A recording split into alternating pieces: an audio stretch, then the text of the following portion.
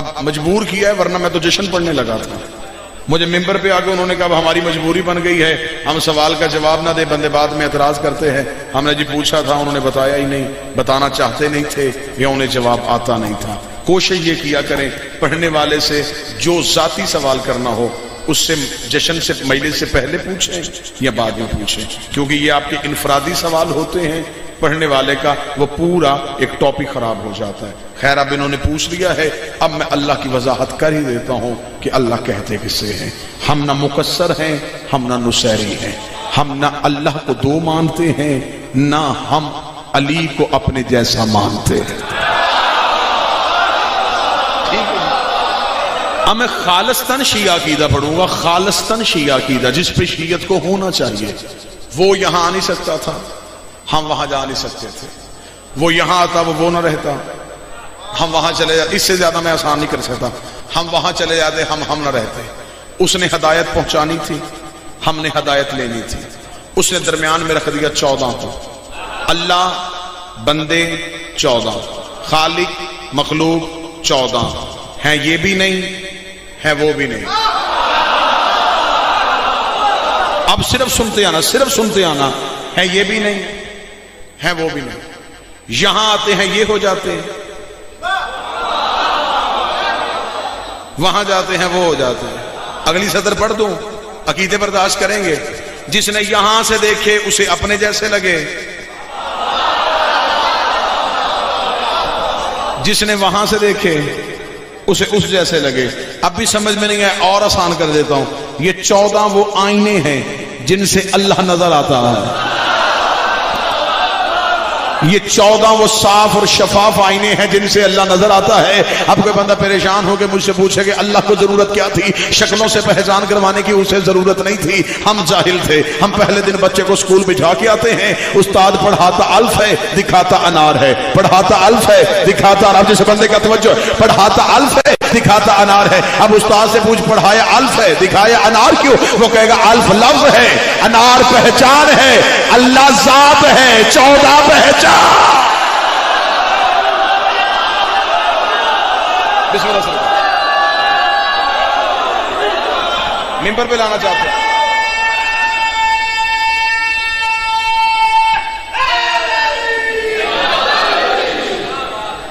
نہیں سرکار,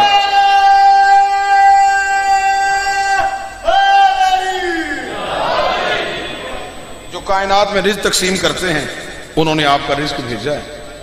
اب میں کوشش کروں گا کہ اس کے میلٹ ہونے سے پہلے میں جشن ختم کر دوں, ٹھیک ہے, تاکہ آپ اس نیاز کو تناول بھی فرما سکیں. یہ عرش کے کھانے ہیں جو ہم فرش پہ بیٹھ کے کھائیں. ہاں یا علی, چوما کرو اس کلیم کو, کیونکہ اسے نسبت حسین سے ہو جاتی ہے. یہ گھر میں پڑا ہو تو میز ہے, حسین کے گھر میں پڑا ہو تو ممبر ہے, کیونکہ ان سے جو چیز نسبت پا جاتی ہے وہ نامور ہو جاتی ہے. کیونکہ ہم نے پیر انہیں بنایا ہے جو کسی کے پہلو میں لیٹ کے مشہور نہیں ہوئے.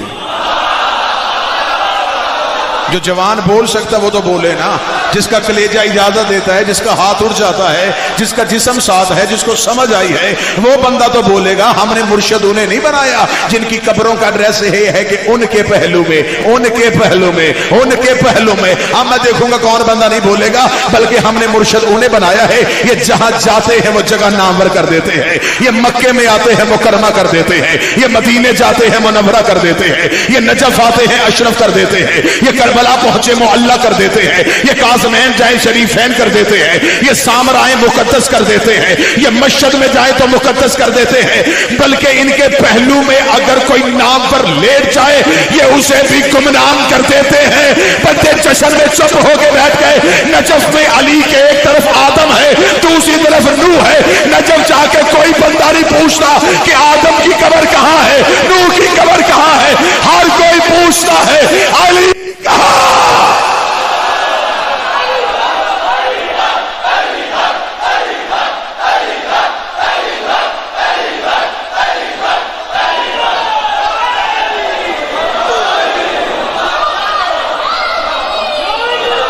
یہ جہاں جائیں وہ جگہ نامور،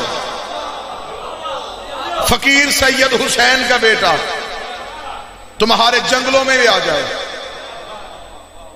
بادشاہ سخی دیدارن جنگل میں آئے، جنگل آباد ہو گیا، تمہارا پورا پہاڑ کھاتا ہے اس فقیر کے صدقے سے۔ یہاں رزق نہ ہوتا، یہ امام حسین کے بھیجے ہوئے فرد ہیں جو حسین نے مختلف چوکیوں پہ لگائے ہوئے ہیں۔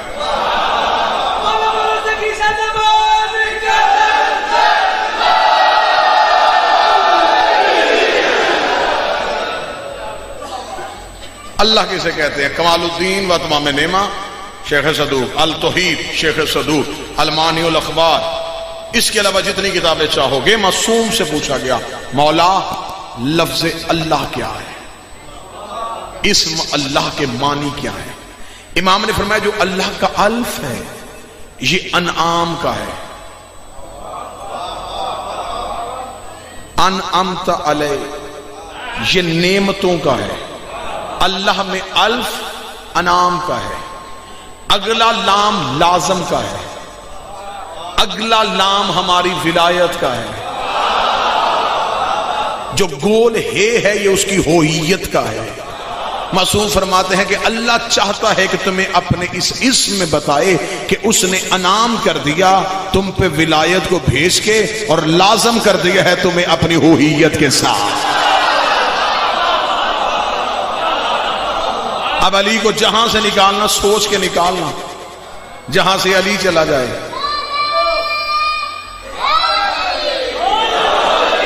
جہاں سے علی چلا جائے وہاں سے اللہ چلا جاتا ہے۔ چلے میں بات آسان کر دیتا ہوں، چلیں کوئی مولوی مجھے قرآن کی حاشیے پہ لکھ کے دے کہ امام حسین علیہ السلام نے جس سال حج نہیں پڑھا اور عمرہ پڑھنے کے بعد حسین احرام توڑ کے مکہ سے کربلا چلے گئے، اس سال جن حاجیوں نے حج پڑھا کیا ان کا حج ہوا؟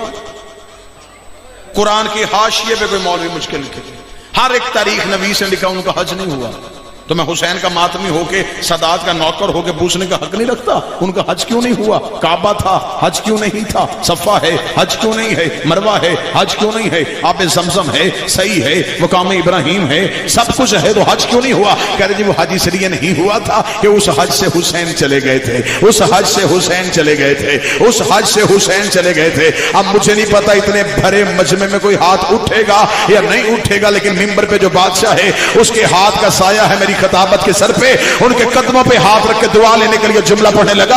اس کا مطلب مولوی اندر سے مان گیا ہے کہ جس عبادت سے حسین نکل جائے، جس عبادت سے حسین نکل جائے، پیچھے سوائے یزیدیت کے کچھ نہیں رہتا۔ اب مجھے بول کے بتا، جہاں سے بیٹا چلا جائے وہاں عبادت نہیں ہوتی، تو جہاں سے باپ چلا جائے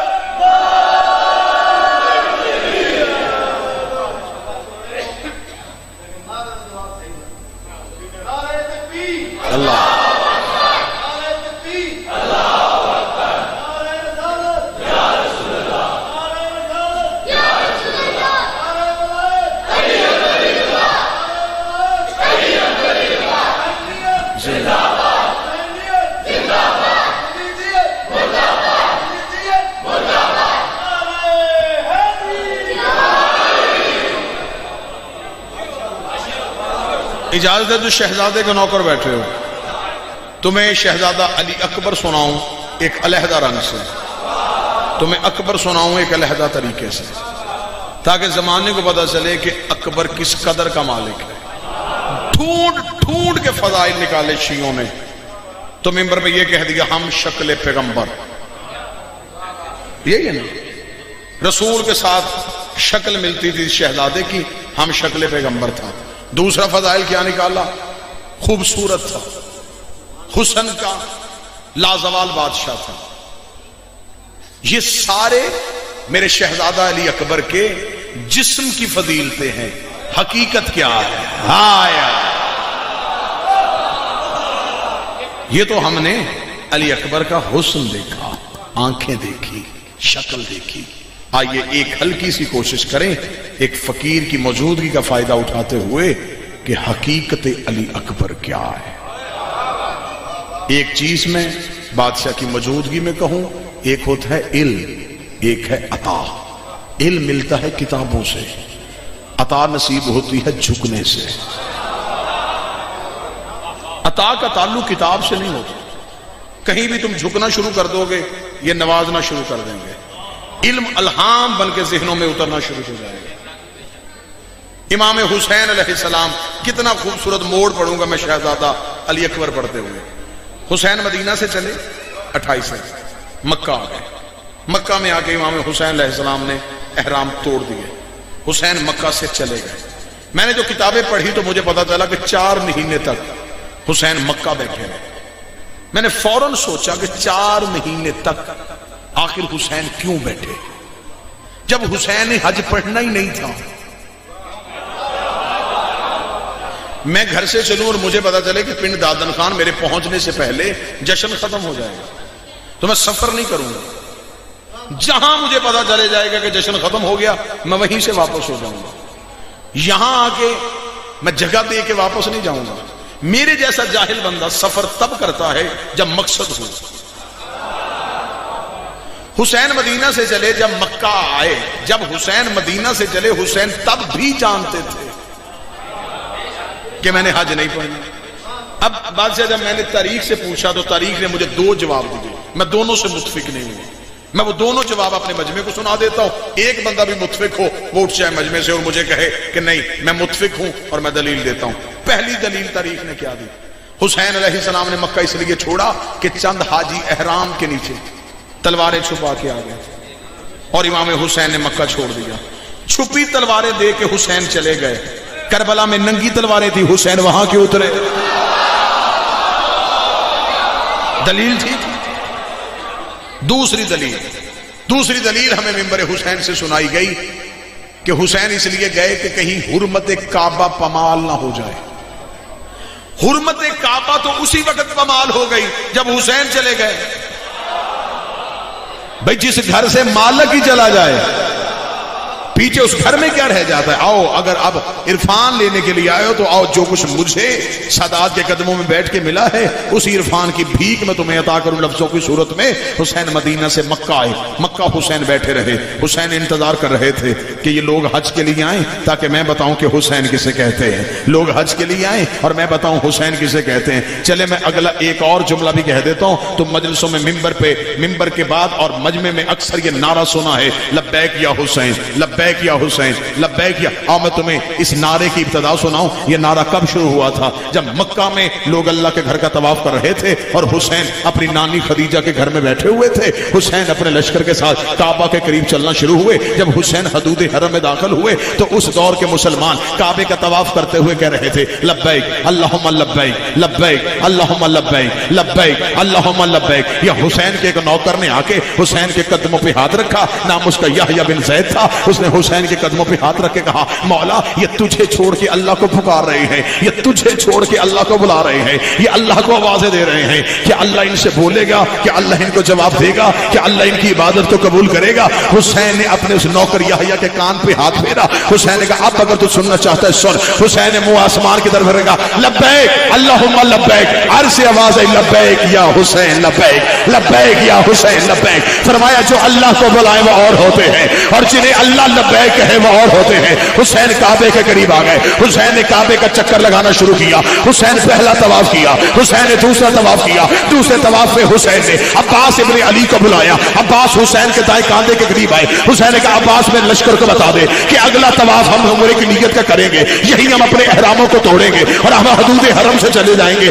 عباس نے ایک بار بھی نہیں پوچھا کہ مولا حج کیوں نہیں پڑھنا، مولا ہم بیٹھے رہے حج کیوں نہیں کرنا، کیونکہ عباس جانتا تھا کہ کعبے کے چکر چکر کاٹنے کو حج نہیں کہتے، حسین کی اطاعت کو حج کہتے ہیں۔ سخی عباس نے حسین کے نوکروں کو حسین کا پیغام پہنچا دیا، بڑی جلدی میں ختم کرنا چاہا، ادھر حسین کے نوکروں تک پیغام پہنچا، حسین گھوڑے کی زین پہ آئے، حسین گھوڑے کی زین پہ چلنا شروع ہوئے، یا حاجی حج کے لباس میں حسین کے پیچھے آئے، حسین آپ کہاں جا رہے ہیں، حسین آپ کہاں جا رہے ہیں؟ طریق کہتی حسین نے اپنے گھوڑے کو وہاں آ کے روکا جہاں غدیر پہ نبی نے پلانوں کا منبر بنا کے علی کی ولایت کا اعلان کیا تھا۔ حسین گھوڑے کی زین پہ کھڑے ہوئے، حسین نے کہا وہ اللہ کا گھر ہے، تم میرے پیچھے آ گئے ہو، تم تو حج پڑھنے آئے تھے، اب حج کیوں نہیں پڑھے؟ انہوں نے کہا حسین تو کہاں جا رہا ہے؟ فرمایا میں دین کی خاطر جا رہا ہوں، میں دین کی خاطر جا رہا ہوں، رکھ مولوی کے سر پہ قرآن۔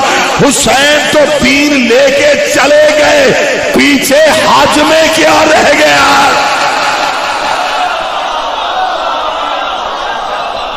پہلی منزل شہزادہ علی اکبر پڑھنے کے لیے پہلی منزل تم نے جتنا میں چاہتا تھا اتنی محبت سے تم نے عبور کر لی۔ اگلی منزل میں وہ بندے پہنچیں گے جو اس منزل میں میرے ساتھ چلے گئے۔ اس کا مطلب کہ حسین اللہ کے گھر میں ارادہ حج کا نہیں لے کے آئے تھے، حسین اللہ کے گھر میں آئے اور توحید کو لے کے چل پڑے۔ آؤ میں تمہیں حسین کا لشکر سناؤں۔ مدینے سے رسول لے کے چلے، مکے سے توحید لے کے چلے، اب مکے میں صرف گھر ہے، توحید کربلا میں ہے۔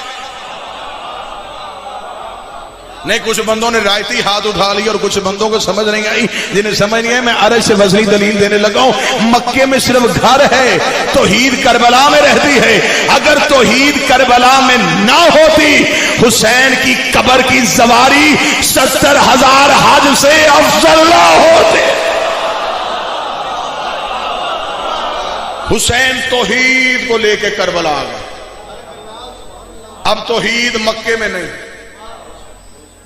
مکہ میں صرف گھر ہے، بیت اللہ، اللہ کا گھر، توحید کربلا میں۔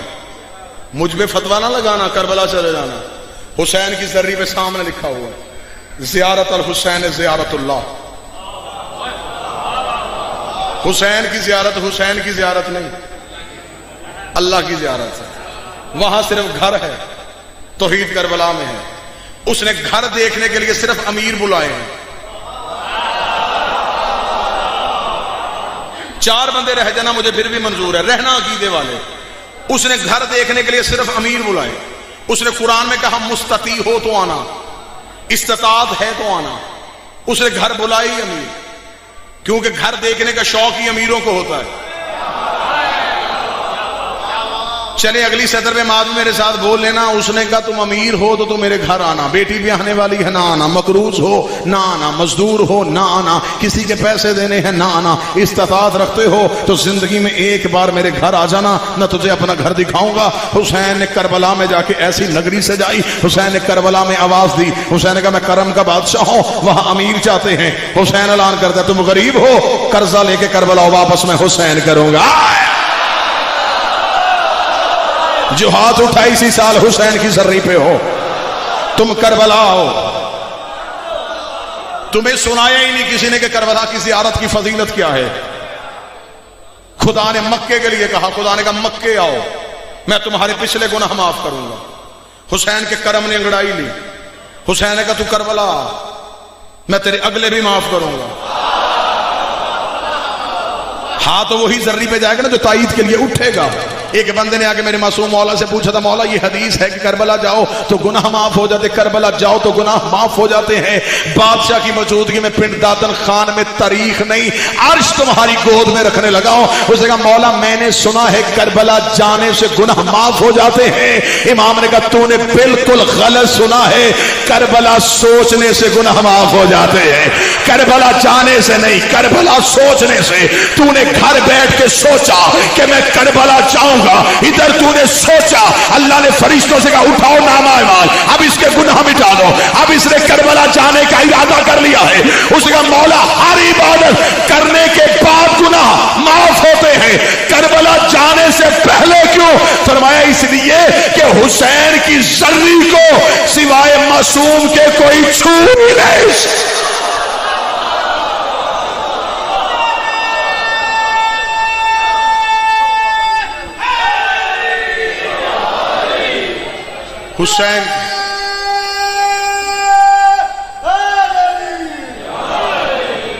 حسین کی ذری کو چھونے کے لیے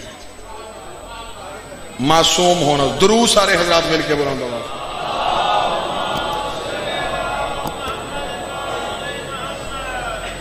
بسم اللہ یا علی مولا۔ ملک شہباز ذاکر، بہترین ذاکر، قصیدہ خان ذاکر، اور میرے بھائی جناب منتظر مہندی جن کا انتظار تھا وہ شاہکار آ گئے۔ نتیجہ دے سکتا ہوں، جو محنت کیا نتیجہ سنا سکتا ہوں۔ توحید کہاں؟ کربلا میں۔ گناہوں کی معافی کہاں؟ کربلا میں۔ 1.25 لاکھ نبی کہاں؟ کربلا میں۔ مکہ مکرمہ ہے، معلیٰ نہیں۔ مدینہ منورہ ہے، معلیٰ نہیں۔ نجف اشرف ہے، معلیٰ نہیں۔ ایک عرش معلیٰ، ایک کربلا معلیٰ۔ میں نے محنت کی ہے، میں نے اس سوال کا جواب اور آج کا جشن اکٹھا کر دیا ہے۔ ایک عرش معلیٰ، ایک کربلا معلیٰ۔ معلیٰ کہتے اسے ہیں جہاں اللہ ہو، جہاں اللہ آتا جاتا نہیں، جہاں اللہ رہتا ہو۔ توحید کربلا میں ہے، اسی لیے اتنے سے شہر میں 3.5 کروڑ بندہ آتا ہے۔ اللہ تمہیں کربلا میں 3.5، 4، 6، 8 کروڑ بندہ اکٹھا کر کے بتاتا ہے کہ تمہیں قیامت کے رش میں ڈر نہ لگے، تمہیں محشر سے خوف نہ آئے، تم گھبرا نہ جاؤ۔ آخری سطر جشن ختم، منبر اپنے بھائی کے حوالے۔ یہ تھی حسین کے بیٹے علی اکبر کی عزت۔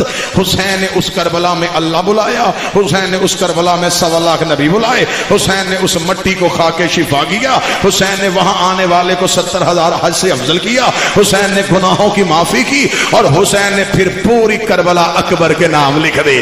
حسین نے کربلا اکبر کے نام لکھی، حسین نے اکبر کے نام لکھ کے بتا دیا اب اللہ راضی کرنے سے پہلے تمہیں اکبر راضی کرنا پڑے گا، گناہ معاف کرنے سے پہلے تمہیں اکبر راضی کرنا پڑے گا۔ ادھر حسین نے کربلا اکبر کے نام کی، آوازیں خدائی حسین تو نے پوری توحید اکبر کے نام لکھ دی۔ پھر توحید وعدہ کرتی ہے میں بھی اذان میں 4 بار کہلواؤں گا اللہ اکبر، اللہ